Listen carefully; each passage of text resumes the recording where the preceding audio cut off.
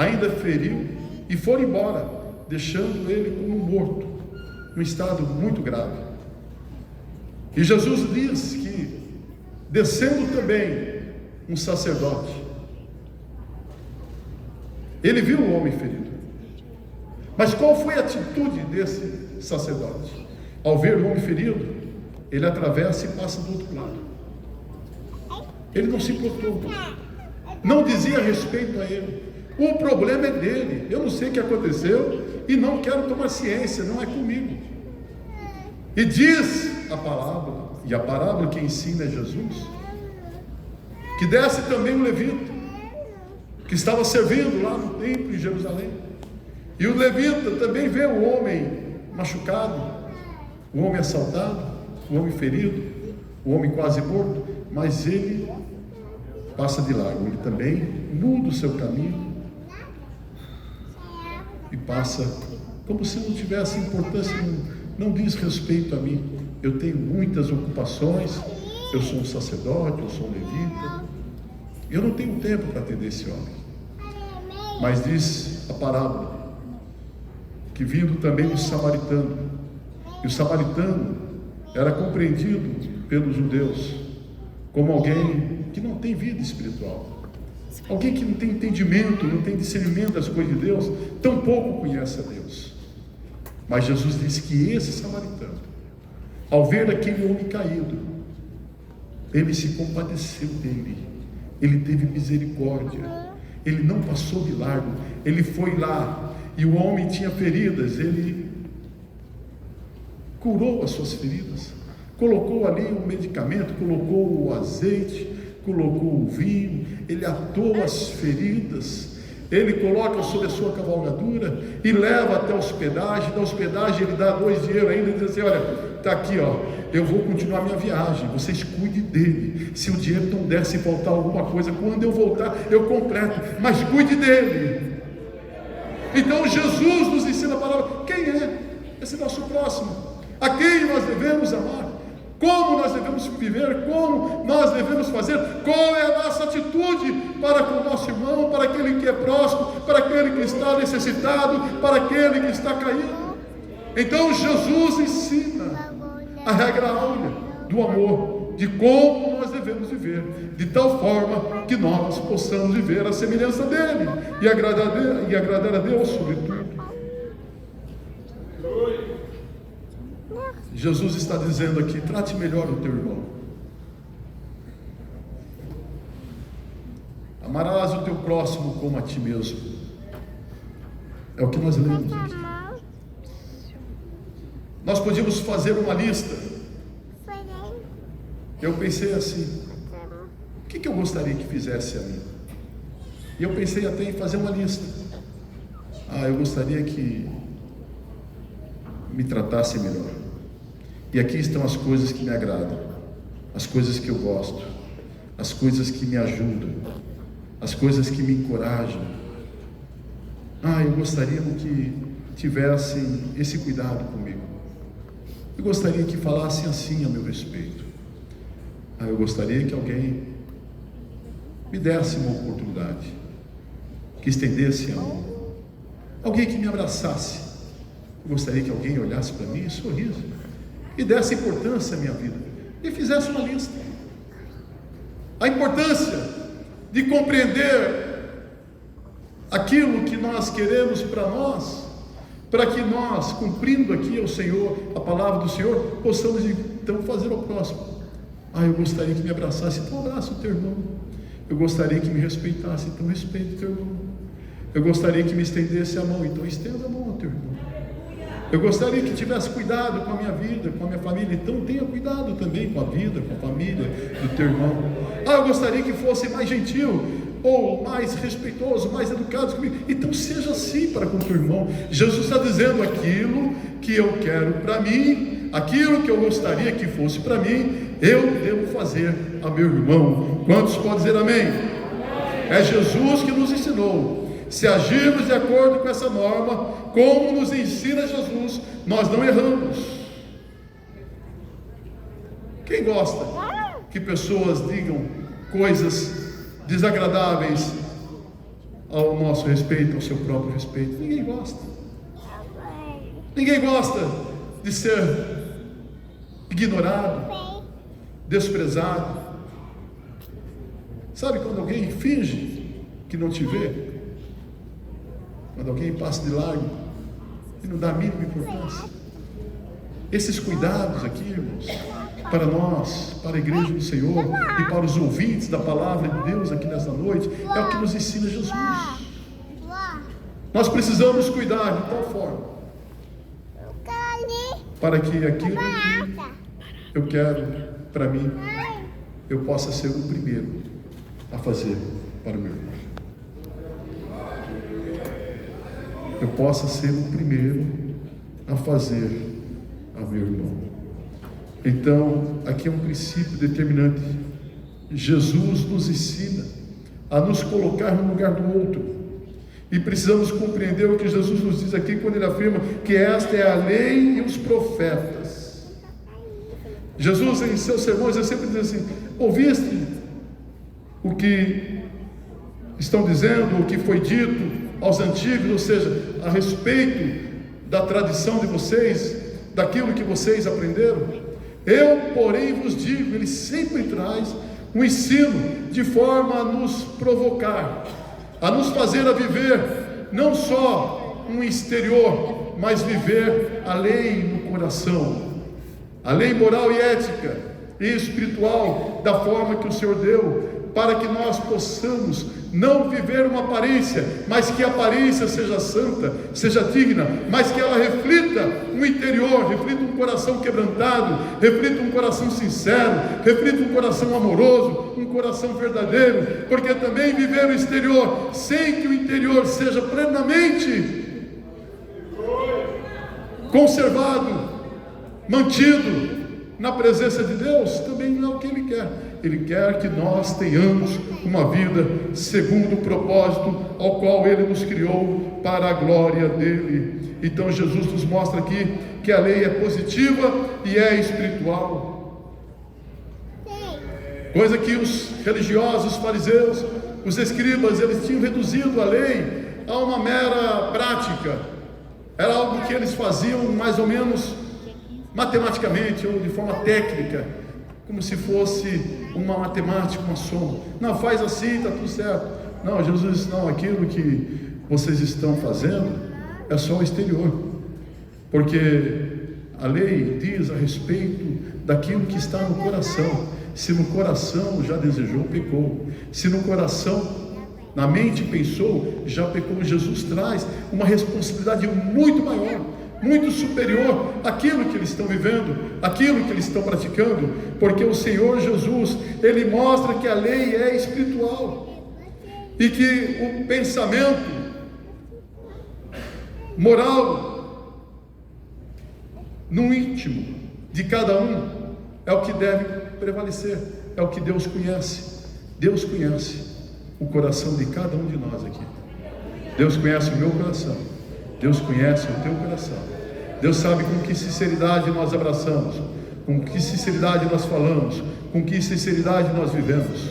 Não adianta viver para agradar os homens, é viver para agradar a Deus. Agora, quando eu vivo para agradar a Deus, nos princípios da sua palavra e de acordo com a sua vontade, então eu vou servir meu irmão, conforme Jesus nos ensinou. Eu vou viver para a glória de Deus, amando e vivendo para que o fruto do meu agir seja totalmente segundo a vontade de Deus. Assim estarei glorificando o Senhor nosso Deus. Então Jesus está dizendo aqui: faça aquilo que você gostaria que fizesse a você. Ele está dizendo: ame mais o teu irmão. Ele está dizendo: ame o teu irmão, ame. Jesus está dizendo: compreenda, deseja o bem-estar dele. Jesus está nos ensinando que aquilo que nós desejamos a nós devemos desejar ao próximo e fazer ao nosso próximo. Nós, por vezes, temos a oportunidade de fazer muito melhor para o nosso irmão. Eu estava lembrando aqui, meditando nessa palavra hoje à tarde, e veio na minha mente uma situação de um boi que fugiu, e alguém que encontrou o boi fez um belo churrasco. Mas um outro boi fugitivo, alguém que encontrou, foi lá procurar iniciais dele, para saber quem era o dono, foi lá e devolveu, falou: olha, teu boi escapou, está aqui de volta. Ou mas você veio devolver, porque se fosse o meu que tivesse escapado, eu gostaria que você devolvesse também. Então aquilo que eu quero que o outro faça a mim, eu vou fazer a ele. Nós vivemos uma sociedade, irmãos, que querem tirar vantagem em tudo, querem levar vantagem em tudo, se preocupa só consigo mesmo. Eu estando bem, está aqui no meu quintal, é meu, achei, é meu. Jesus não nos ensina assim. Jesus nos ensina que nós devemos nos preocupar com o nosso irmão, preocupar com os outros. E Jesus nos deu todo o exemplo na sua palavra, porque Ele mesmo fez tudo por nós. Ele desceu, diz o apóstolo Paulo, inspirado pelo Espírito Santo, que Ele, sendo rico, se fez pobre por amor de nós, que Ele se deu a si mesmo, que Ele desceu despojando-se da sua glória e tomando a forma de servo, e na forma de servo sendo obediente, e obediente até a cruz, entregando da sua vida por nós. Ele morreu por nós. Então Jesus nos dá todo o exemplo, exemplos incomparáveis do nosso Mestre Jesus. Em João 13, nós vamos ler o ensino de Jesus, que também é muito determinante para nós. Nos mostra que eles estão numa sala, onde eles sentam, como se estivessem sentados ao redor de uma mesa. E eu tive a oportunidade de ouvir de alguém dentro da cultura de Israel, lá em Israel, a respeito dessa formação de mesa. Era como se fosse assim, um L. Pensa num L invertido. Aqui, na cabeceira da mesa, sentava um anfitrião, o principal daquela reunião. E do lado direito dele, sentava o seu convidado principal, ou a pessoa mais importante. E sentava-se à mesa conforme a ordem de importância. Assim era a tradição dos homens. Jesus não está ensinando isso. Jesus senta à mesa e os discípulos vão chegando e vão sentando. No meio da sala ali há uma bacia. Na bacia tem água e ao lado tem uma toalha. Porque na tradição também, o servo daquela casa era o que lavava os pés dos senhores, dos mais importantes. O menor servo, o serviçal, aquele que tinha o menor cargo, aquele que era o maior escravo ali, considerado o menor escravo, melhor dizendo, era ele que chegava, pegava a bacia e começava a lavar o pé, do maior ao menor.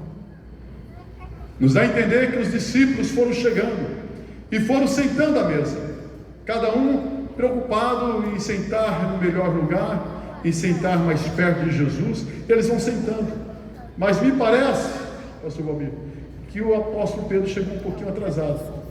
Ele foi o último a chegar, e quando ele chega, o lugar dele não estava guardado, o lugar dele não estava reservado, ninguém reservou o lugar dele, e ele teve que sentar no menor lugar, no último lugar, no final da fila, no final da mesa.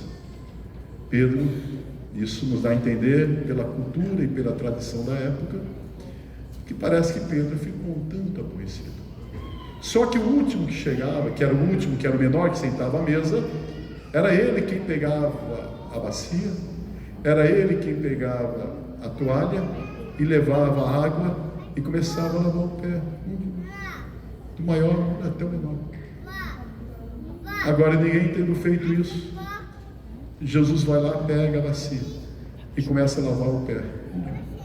Lava o pé de um, lava o pé do outro, lava, enxuga, lava. Quando chega em Pedro, aí Pedro, vendo todo aquele exemplo, Pedro ainda não compreendendo os ensinos de Jesus, como maravilhoso compreender a palavra de Jesus, como nós vamos viver melhor vivendo segundo a palavra de Jesus, como é importante nós sermos verdadeiramente crentes, servos do Senhor Jesus Cristo, aprendendo com Ele, conforme a lição dEle, conforme os ensinos dEle. Aí Jesus vai lavando os pés de todos, até que chega aos pés de Pedro. Parece que cada um que Jesus lavava, Pedro ficava mais bravo, mais irado, mais entristecido, mais envergonhado, e ao mesmo tempo dizendo: por que não guardar lugar? Se eu tivesse sentado no lugar que eu deveria sentar lá nos principais lugares, eu não estaria passando por essa vergonha. Quando Jesus chega para lavar os pés dele, ele fala assim: não, Senhor, meu pé não vai lavar não. Olha, Pedro, se eu não lavar os teus pés, você não tem parte comigo. Então lava o teu corpo todo. Não, Pedro, é só os pés, mas já está limpo. E Jesus diz assim: olha, eu lavei o pé de vocês para vos dar exemplo, assim vós deveis fazer um pelos outros. E Jesus começa a ensinar que no reino dos céus não tem maior, não tem menor, nós somos todos irmãos, nós temos a mesma importância, todos nós somos preciosos e fomos comprados pelo precioso sangue de Jesus. Não tem grande, não tem menor, todos nós somos irmãos, não importa quem vai lavar o pé, mas se for uma oportunidade para lavar o pé, Jesus diz assim como eu ensinei, eu sendo o mestre e Senhor, Ele diz: fazei vós também, da mesma forma que eu vos ensinei. Ele nos deu exemplo, e por vezes nós queremos viver uma vida tão arrogante, tão cheia de nós mesmos. Eu sou importante, eu tenho uma credencial, eu tenho isso, aquilo, outro. Deixa eu falar uma coisa: Jesus não faz acepção de pessoas, não há maior, não há menor, não há rico, não há pobre, não há aquele que tem maior cultura, menor cultura, todos somos preciosos para o Senhor Jesus. O seu sangue custou muito caro na cruz do Calvário, ou melhor, o nosso preço foi preço de sangue na cruz do Calvário, para que nós pudéssemos viver conforme a vontade, conforme o projeto dele para cada um de nós. Sabe o que Jesus está dizendo? Nós precisamos esvaziar um pouquinho de nós, nós precisamos tirar um pouquinho do eu, nós precisamos viver conforme a sua semelhança. Alguém chega para Jesus, e foi a mãe de João e Tiago, e diz: Senhor, olha, meus filhos estão aí no teu reino, deixa sentar na direita e esquerda. Jesus fala: não, isso não cabe a mim. E olha que Jesus está dizendo isso. Na eternidade nós vamos ver, mas vocês podem beber do cálice que eu beberei, ainda que vocês possam. Isso aí não diz respeito, não sou eu que vou dizer, isso é o nosso Pai. Mas ela estava entendendo uma forma literal, humana, querendo destaque, querendo posições. Sabe qual é a posição que Jesus quer que nós tenhamos? Sirva o teu irmão, sirva a tua irmã, sirva um pouco mais, dedique-se um pouco mais, faça um pouquinho mais. Ele, sendo mestre e Senhor, nos ensinou. Quantos exemplos maravilhosos de Jesus! Os homens religiosos não deixavam o leproso chegar nem perto. O leproso, ele tinha que gritar de longe: sou leproso. Mas chega um para Jesus e diz: Senhor, se quiseres, podes tornar-me limpo. Aí Jesus não só tornou-o limpo, mas diz que Jesus tocou nele. Quanto tempo fazia que aquele leproso não sentia um toque de alguém, não sentia o contato de alguém?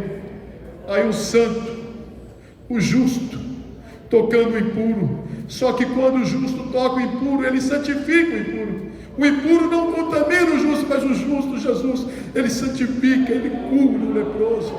Olha o que Jesus fez por nós. Jesus nos perdoou, Jesus curou as nossas chagas, Jesus levou sobre si os nossos pecados, Ele nos perdoou, Ele nos santificou. Olha o que Jesus fez por nós. Chegou um centurião romano, cheio de fé, e disse: Senhor, basta uma palavra, E meu criado lá, sarará. Aí Jesus disse assim: não fé igual. Seja feito, vai lá, está resolvido. E Jesus fez tudo. Uma viúva, chamada viúva de Naim, ela vem trazendo um filho único. Ela, viúva, tendo perdido o marido, agora perde o seu único filho que tem. Ela vem em choro. Imagina o coração dessa mãe. Imagina o coração dessa mulher, saindo da cidade para sepultar o seu filho único, sendo ela já viúva, não tinha ninguém mais por ela. Aí Jesus encontra aquela multidão que vinha chorando junto com aquela mãe. Jesus para e diz: não chores. Mas quem é que está dizendo não chore? Como não chorar diante de um quadro desse?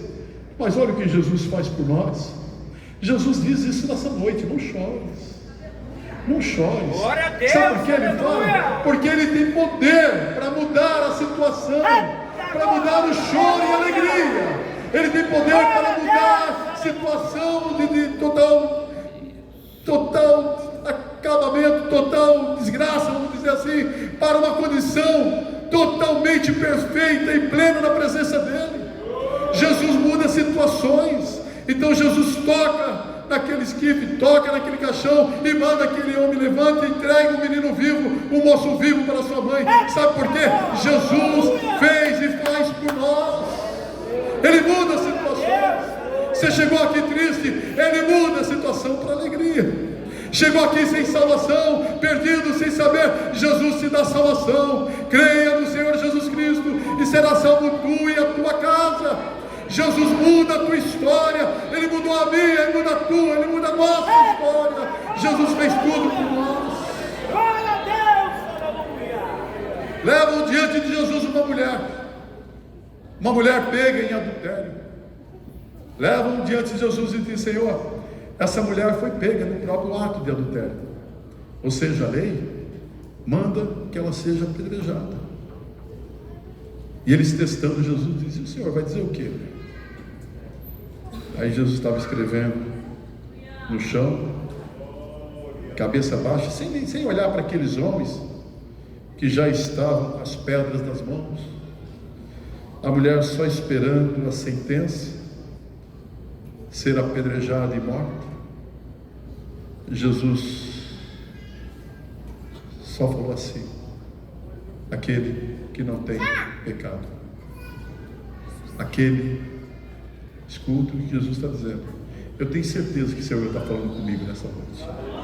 Eu tenho certeza que Ele está falando com a igreja nessa noite. Aquele que não tem pecado, seja o primeiro a tirar a pedra. Sabe o que aconteceu?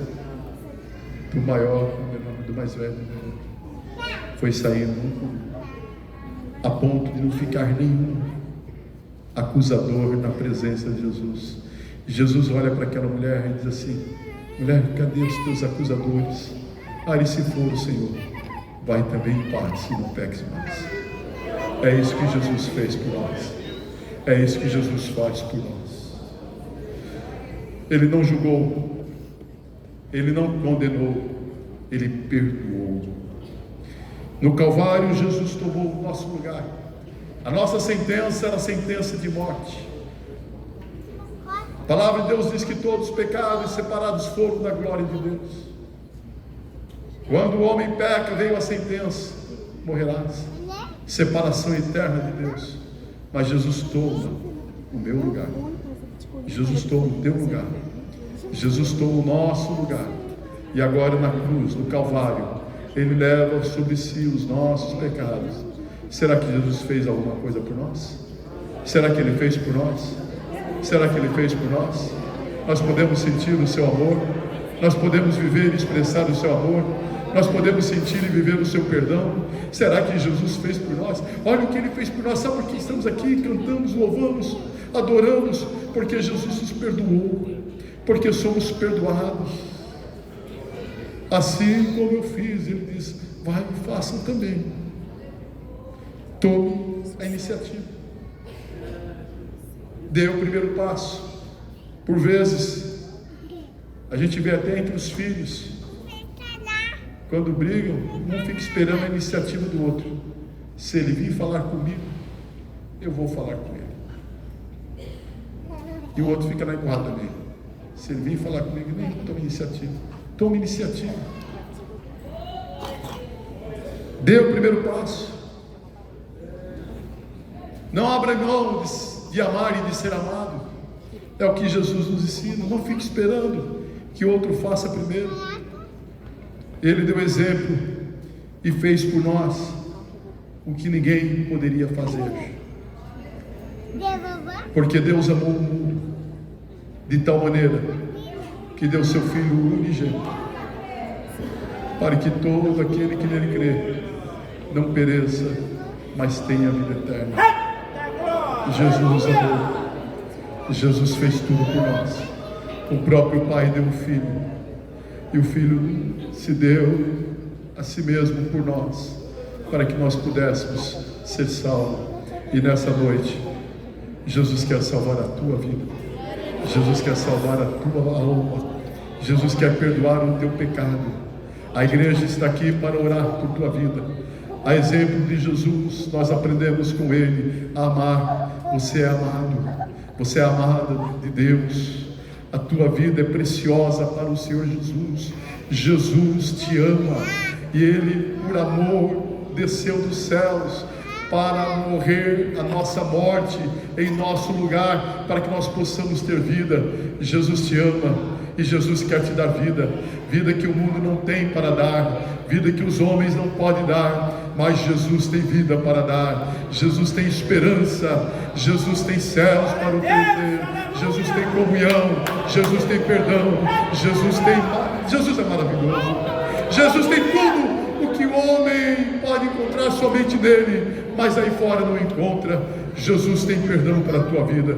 Eu quero perguntar, com a liberdade que foi nos dada, eu quero perguntar se nesta noite nós temos alguém que deseja receber o perdão de Jesus, que deseja receber o abraço de Jesus, que deseja receber a salvação de Jesus, confessando Jesus como Salvador, arrependendo-se dos pecados e confessando o nome de Jesus. Onde está a primeira pessoa que nesta noite quer receber Jesus como Salvador, para que Ele possa entrar na sua vida, entrar na sua casa e você viver a transformação, a bênção da comunhão? Deus abençoe.